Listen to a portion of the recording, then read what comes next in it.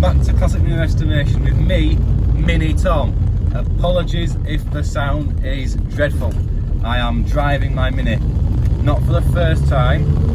I'm gonna be a little bit of a liar now. This isn't sort of straight after MOT.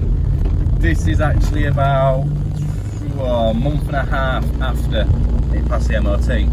I have enjoyed it a little bit since then.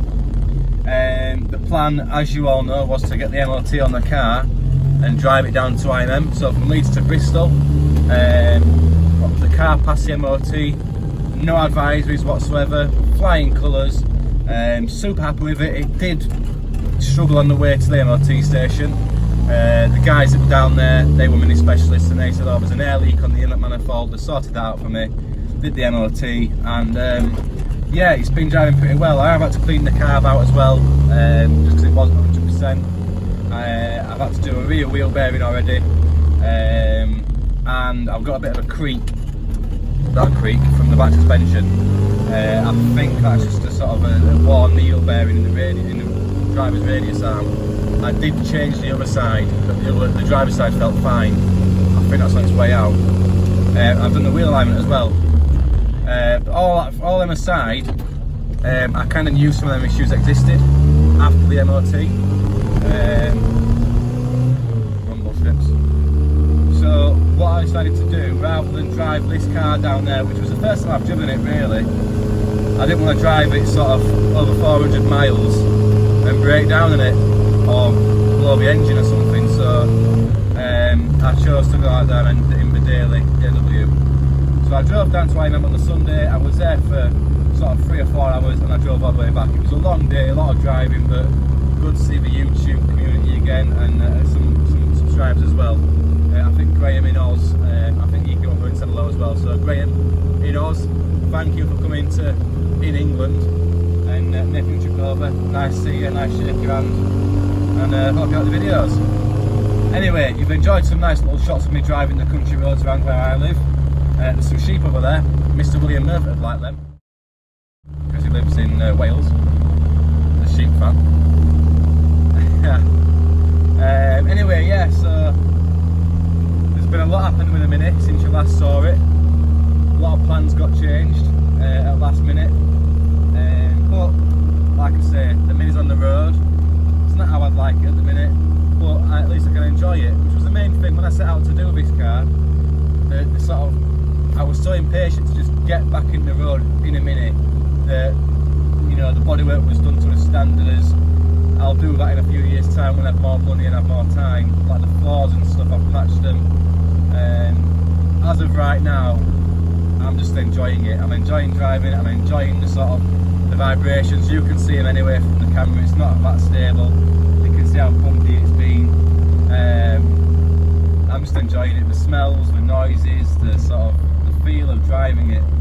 It's all coming back to me. You know, I've not been in a Mini now for years and years, and to finally have mine back on the road and call it mine, and you know, I've restored it to what it is now. I'm so chuffed, and for it to pass the MOT like it did, I'm absolutely just astounded. So I'm coming up now to the Cow and Calf in Ilkley.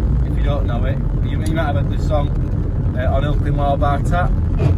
This is up here, so it's the Cow and Calf Rocks. I've never really seen the appeal of them. I don't look like a cow or a calf either, but there we go, that's my opinion.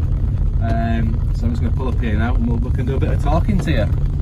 If I can find the space, there we go, the space here. That creaking sounds horrible, doesn't it, in the back? So yeah, it's quite a busy car park, so I look like a bit of an idiot talking to you, but here we go. So, where did we get up to? Well, the 1275 engine, which you saw in the last video, I'd taken out. I was in the process of cleaning it all, and we were going to put that in this car.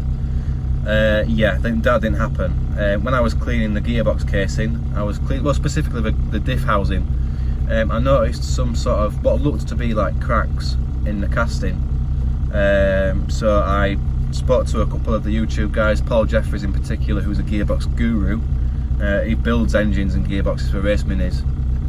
Anyway, I spoke to him. With his advice, I took the diff housing off, and the sort of the marks on the outside of it didn't marry up with some of the marks that was inside of it. They sort of crossed over each other as I went across. So I wasn't too concerned about that. and neither was Paul, to be fair. But then when I looked at the actual output flanges, output shafts on the diff, there was quite a lot of wear in the fibre washers. There was quite a lot of play in them. Now, again, spoke to Paul, he sort of said, you probably make it to IMM and back, but you know, I started thinking, well, why are they worn, you know?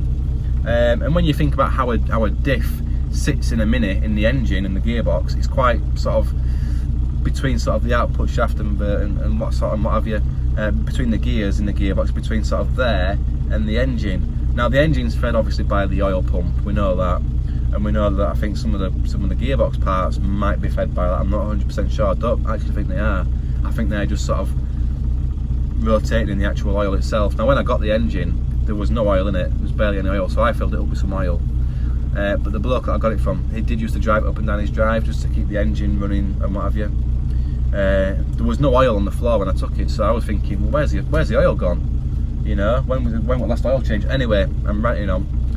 My sort of diagnosis of why the input shaft had, the output shaft on the diff had worn so badly was just by lack of oil. It's got to be that.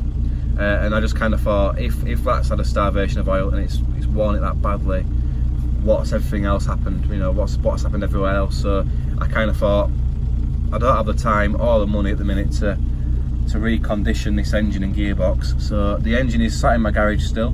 It's going to be a winter project where we go through it all and we'll take it to pieces, measure all the tolerances and put it back together. And there won't be any sort of big massive rebuild on it. We won't be doing like any overboring unless we need to do, I suppose, but for the most part I want to keep that engine fairly original. So it'll just be a refresh really. So that engine sat there. Now by this point, it wasn't until I had the engine that's currently in this car, the original engine, it wasn't until I had that out and the subframe out that I realised the issue.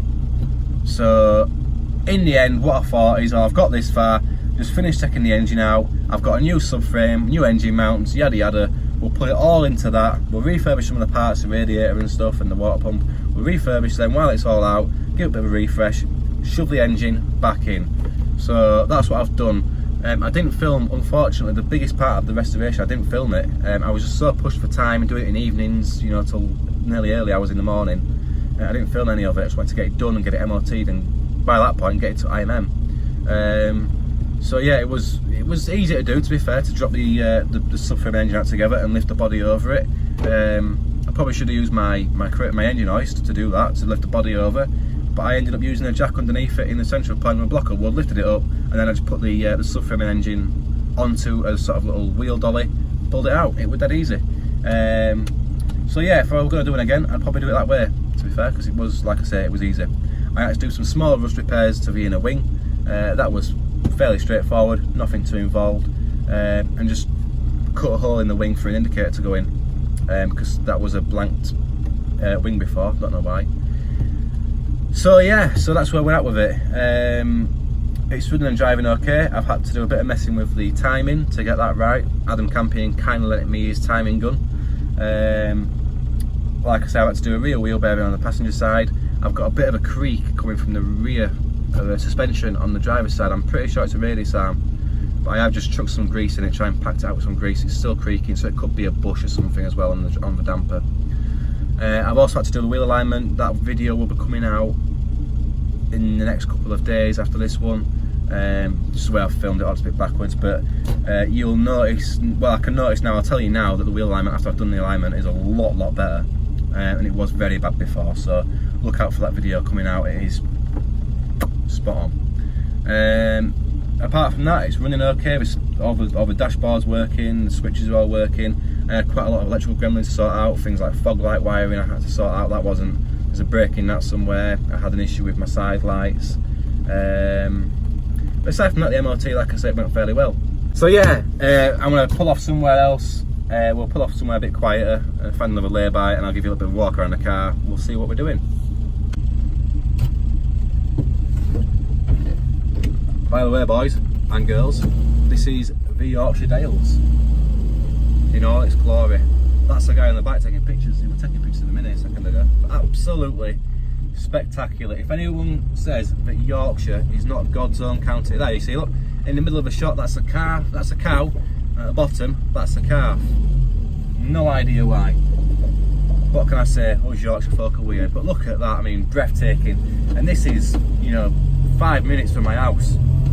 Absolutely breathtaking and stunning. There's been a lot of filming going on here as well for like Emmerdale and things like that. So if you watch Emmerdale, there's a lot of filming up here. But yeah, there you go, if you're into that sort of stuff.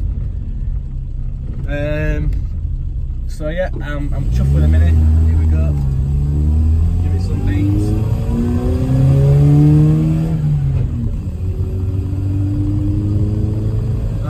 Spectacular. What more could you want? And a glorious hot day like today, out in a Mini for a little drive around the Yorkshire Dales, second this breathtaking scenery. I mean, does it get any better than this? I beg to differ.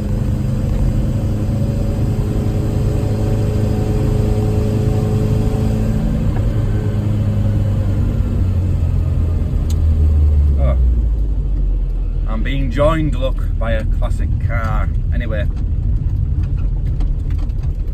I might look a bit odd doing this, but we'll just do it. No one knows me. So yeah, there it is in all its glory. Now, so the back end, the rear quarters, they're covered in primer. The flatted back, ready to paint. The doors need doing still. It's still got a bit of a bonnet stripe on there, which has been taken off by the previous owner. Air panel again needs painting, so there's quite a lot of work to do, but it'll get there. It's roadworthy at least. Obviously the engine there just ticking away nicely. Yeah, sweet as a nut. So inside you will see just fairly standard things, to be fair, nothing really spectacular. I have got a carpet in here, it's a moss carpet.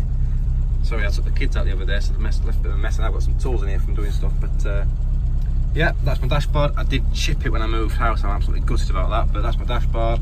So I've got a radio to go in there, I've got the dial to go in there. That'll go in there at some point. Ignore that mileage, that's incorrect. I've got the original 2 o'clock one in there. Yeah. So yeah, it's good. Oh, I'll tell you what, it is hot today. You forget how hot it is. Anyway, I have just done a walk around the car. As you've seen, I will probably just narrate that one. You'll have just seen it, so you'll have known that I've narrated it. I'm good at these, aren't I? Anyway, the reason I did that was because the bloke that I pulled up next to, who had the wedding car that you saw when I pulled in, he can't started chatting to me. Hey pal, what a nice bloke. He turns out that car that he's got there is actually 2003. It's a kit car. It's a 1989 Ford Sierra running gear. He's had the chassis custom made. The body's fiberglass, the bonnet's steel. It's a 2003 registered car. I was like, what? But yeah, what a nice guy. It turns out he used to be a mechanic, and he was telling me all sorts about my Mini and all sorts of things, and there's fucking sheep everywhere. Look at this one playing chicken. Hang on. Couldn't show you them. We drove past them, but yeah, there was sheep in the road. William Murphy would have loved that. Probably take one home with him. Anyway, yeah, what a nice bloke. So, what's coming up next? Well, in the next couple of days you will see a wheel alignment video. That'll be dropping out soon. That's a good one. Then I've got to try and figure out what this creak is on the back. It is driving me insane. It wasn't there at MOT, it was about a month after MOT. I've been using the car here and there, and it's just sort of got progressively worse. Got some more sheep, typical. So yeah, that'll be a diagnosing type of episode for the most part. That's about it. So I'll flip the camera around, bit of DGSE there, and you can enjoy some of these drives back.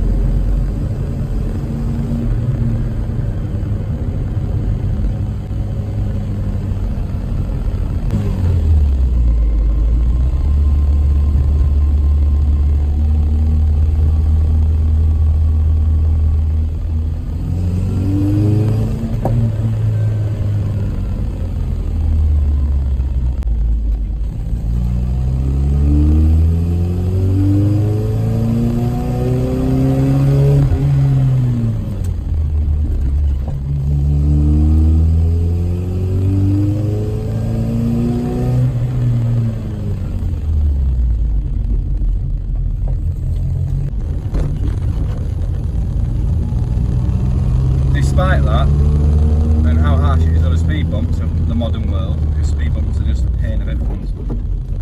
There we go again.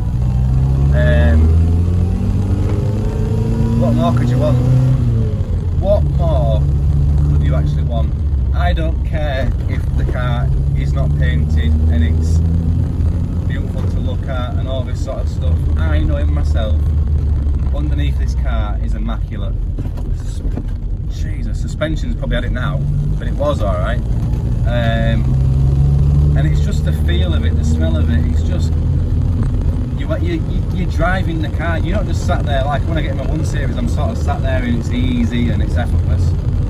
In here, you're sort of working it. You know, you're driving it. It's a weird thing. I just love all cars, especially minis. It's just you don't get that noise. You don't get that sensation. You don't get that. Oh, I've got to do this to get it in there, and you know, you forget how good these handle as well.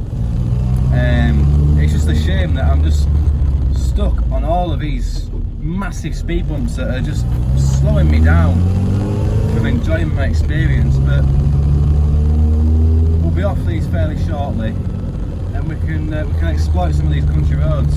I mean, I'm doing 20 miles an hour. It's ridiculous. It's a country road, but there we go. It's a big one. I might as well get out and push it over him. Christ almighty. So yeah, I hope you've seen the Mini in all its glory. Like I said, here's some big plans coming up. I've got the engine to rebuild.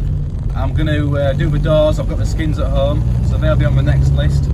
The front end I wasn't going to touch, but since I've had the car, the scuttle has started to get a bit worse. So the front end, the wings and the front panel are pretty much new. They've been put on, not the best. Nothing really lines up, but the scuttle does need doing. So I'm going to unpick all them welds, pull the front end off a bit like a flip front, and we'll do the scuttle. That's my plans. Once that's done, I want to paint the roof in the same gunmetal grey that I did with dashboarding, so I've got some left over. And the rest of the body I'll be painting in a KLM blue. I just love the colour. I think that with a grey roof will look really nice. Anyway, enough of me talking, have a look at this.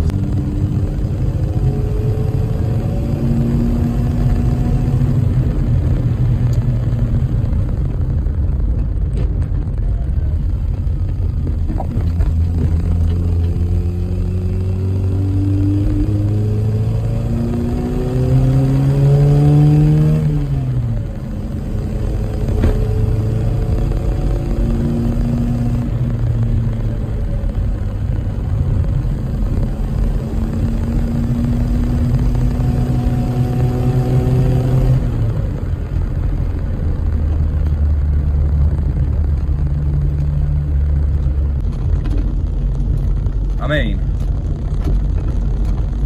fantastic for what? You just do not get this experience with another car. I would like to say thank you to everyone who's watched the journey so far. I really appreciate you all sticking with me and getting behind me and encouraging me. It's really helped. Doing the videos have pushed me a lot, and the YouTube guys have as well. You know, the goal was to get ready for IMM.